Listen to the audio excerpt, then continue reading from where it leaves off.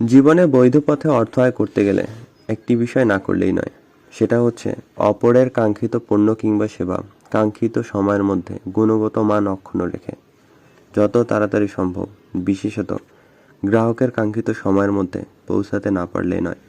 যে বা যারা এই পদ্ধতিটি যত ভালোভাবে মেনে চলতে পারে